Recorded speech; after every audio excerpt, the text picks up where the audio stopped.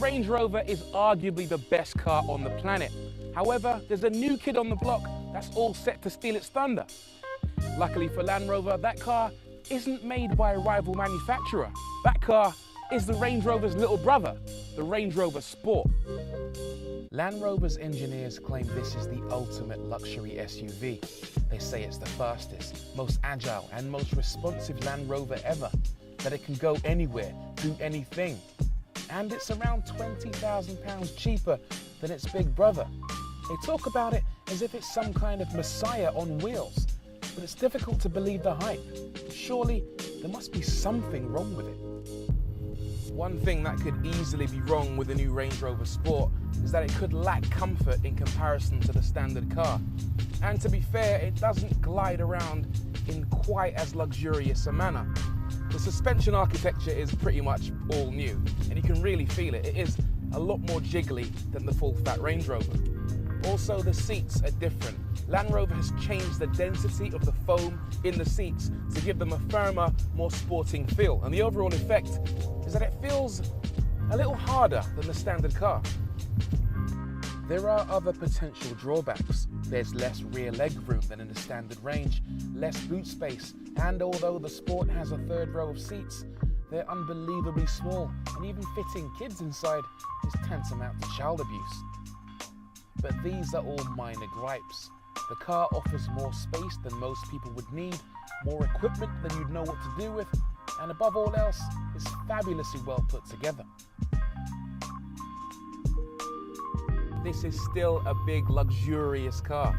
You've got a 23-speaker Meridian audio system with speakers in the ceiling. You've got a central storage binnacle that's big enough for a bottle of champagne, a rear seat entertainment system.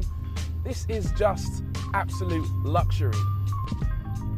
Being in this car is a bit like being in business class on a Boeing 747. In fact, if I was to travel on a plane, I probably wouldn't want to get out the Range Rover Sport. I just want to drive it straight onto the plane and up into business class. In fact, I think that's exactly what I'll do.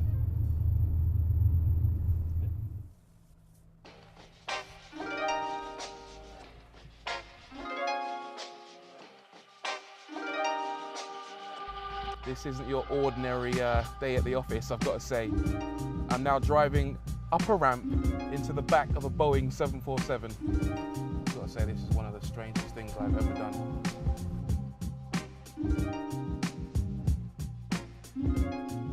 I think right now I'm in economy class, and as we go through the cabin, I can see the two overwing exits, but I won't be needing them anytime soon.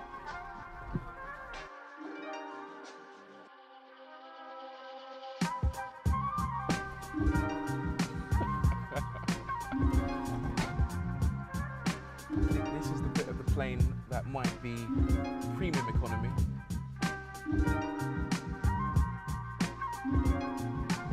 You got any sandwiches? I'll have a gin and tonic.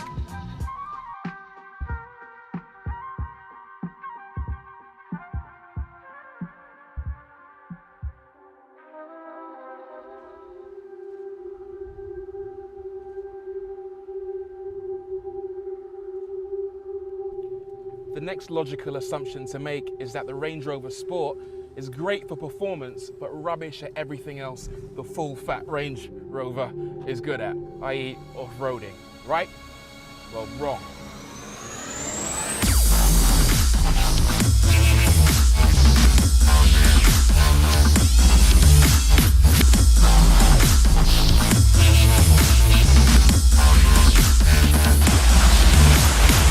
Let's not forget this car uses the exact same platform as the standard Range Rover, and it's built to last. It is tough as nails.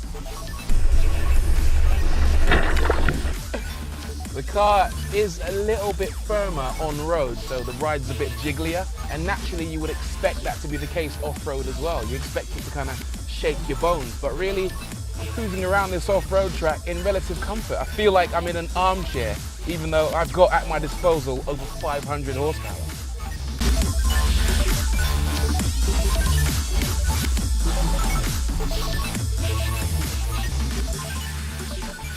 So we've seen then that there's definitely no problem where performance is concerned, certainly not off-road.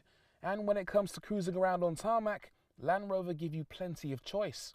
There are a range of engines to choose from, the slowest of which is quick enough to keep up with hot hatchbacks, and the fastest, well, that's quick enough to scare supercars. There are 2 3-litre diesels, one 4.4-litre diesel, and 2 supercharged petrols. One's a 3-litre supercharged, and the other one, well, that doesn't really need any introduction, mostly because it does a damn good of introducing itself. It's Jaguar's amazing 5-litre supercharged engine, the same one they use in the Jaguar XKRS and in the top-of-the-range F-Type. We're talking 0 to 60 in 5 seconds flat, 500 horsepower, 625 newton meters of torque, and a top speed of 155 miles per hour. But those numbers don't really tell the story. I mean, the best way to tell that story is just to accelerate. Watch this. You literally get thrown back in your seat every single time. There's power on tap. It is absolutely savage.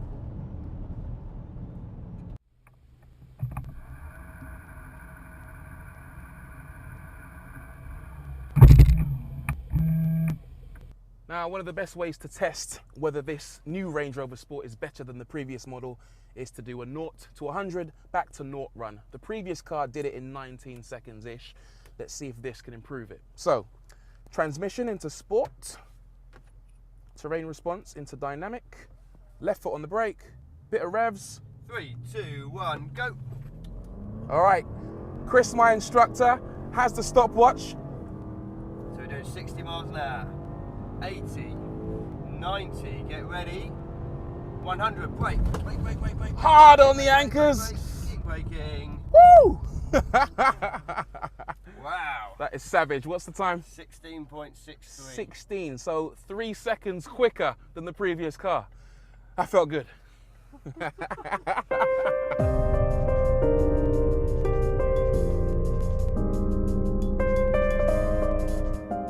that was awesome.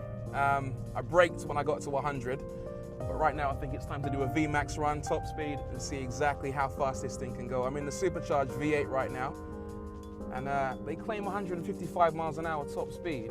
I don't know if this runway is quite long enough to get us there, but I'm gonna give it a bloody good go. 3, 2, 1, go. 30 miles an hour, 60, that's in 5 seconds dead. We're up to 70 already. We're breaking the law officially right now. That's 100 miles an hour. 110, 115, 120. And it's so smooth as well. It's unbelievable. 130 miles an hour, 135, 140. I feel like I'm in my armchair. Woohoo!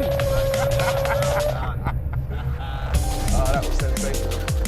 You know, I expected to feel a little bit more excited, but that was, even though that was thrilling, you know, this car just copes with top speed runs like nothing. Incredible. I can't recommend the new Range Rover Sport highly enough. It lives up to Land Rover's hype and then some. It's certainly less practical than the full Range Rover, with a firmer ride and slightly less cabin and storage space. But these are all minor gripes, particularly when one takes into account its immense capabilities, both on and off-road. It's lightning fast. It can negotiate bends like a car half its size and can, with no modifications whatsoever, conquer inaccessible, inhospitable terrain without the merest hint of a struggle. It's a remarkable car, make no mistake. Is it the best SUV in the world? Well, that's a tough question with a simple answer. Absolutely.